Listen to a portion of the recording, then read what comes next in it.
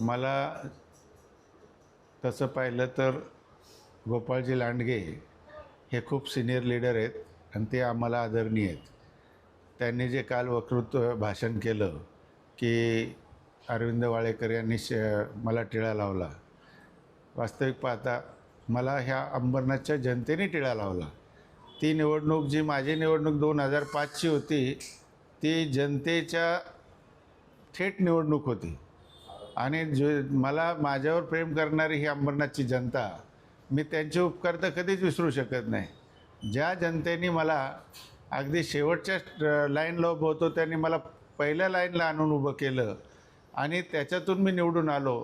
पण ज्यावेळेस यांचा भ्रष्टाचार आणि खोटी बिलं, खोटे चेक काढणं आणि माझ्यावर जेव्हा दबाव आला, अगदी वरिष्ठ नेत्यांनी सुद्धा मला सांगितलं की हे सगळं करावं लागेल तुम्हाला, तर मी त्यांना स्पष्टपणे सांगितलं की मी राजीनामा देईल पण भ्रष्टाचार करणार नाही, तुमच्या खोट्या बिलावर सह्या करणार नाही.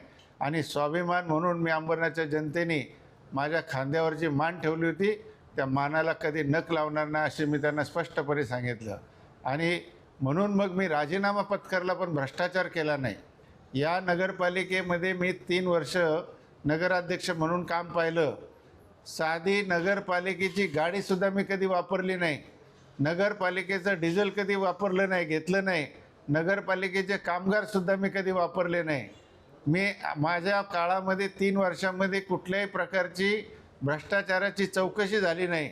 माझ्यावर कुठलं ॲलिगेशन झालं नाही. माझ्या काळामध्ये कुठल्याही कर्मचाऱ्यावर ACBची रेड झाली नाही. आणि असं असतानासुद्धा मी फक्त भ्रष्टाचार करत नाही आणि यांना पैसे देत नाही म्हणून माझा राजीनामा घेण्यात आला. अंबरनाथमध्ये कुठलाच भ्रष्टाचार झाला नाही. किती हे खोटं बोलण्याला सुद्धा तारतम्य असलं पाहिजे. मग 2 नगराध्यक्ष जेलमध्ये कसे गेले? JCB भ्रष्टाचारामध्ये हे जेलमध्ये कसे गेले? आणि कितीतरी JCBच्या रेड झाल्या यांच्या काळामध्ये.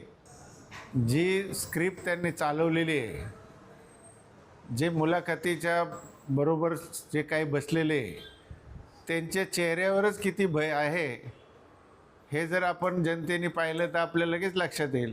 अहो, ज्या मतदारसंघातला आमदारच सुरक्षित नाही आहे, आमदाराची सुपारी दिली जाते, आमदाराला एवढा मोठा बंदोबस्त घ्यावा लागतो आणि CP DCPकडे तक्रार करूनसुद्धा त्याची दखल घेतली जात नाही, तर सर्वसामान्य माणसाला किती त्रास असेल ह्या मतदारसंघात आणि ह्या गावामध्ये. आता त्यांचे चेहरेच सांगतात ते किती दहशतीखाली आहेत. अहो, भयमुक्त अंबरनाथ म्हणतात हे. साधा आता ह्या 2-4 दिवसांमध्ये तुमच्या बघितलं ना राजपुत्रांनी काय करामत केली. एक गरीब माणसाला लाथाबुक्याने मारून लोखंडी सळीने मारतोय हे अगदी उघडपणे दिसतंय. आणि कुठल्या चोरीचा, असं कुठल्या यांचा दरोडा टाकला होता त्यांनी? एक सर्वसाधारण माणसांना त्यांनी त्यांचं ते लाईक केलं म्हणून त्याला मारायचं आणि मग म्हणायचं की त्यांनी चोरी केली म्हणून. त्याने त्यांच्या विरुद्ध टाकलेली पोस्ट त्यांनी लाईक केली होती आणि म्हणून त्याला ते मारहाण केली. अशी एवढी दहशत आणि एवढी मारामारी एवढं कुठं चालतं का? हो, त्यांनी फक्त त्यांच्या विरोधात टाकलेली पोस्ट लाईक केली म्हणून त्याला मारण्यात आलं. चोर यांच्या म्हणण्याप्रमाणे चला आपण त्याला चोर धरू.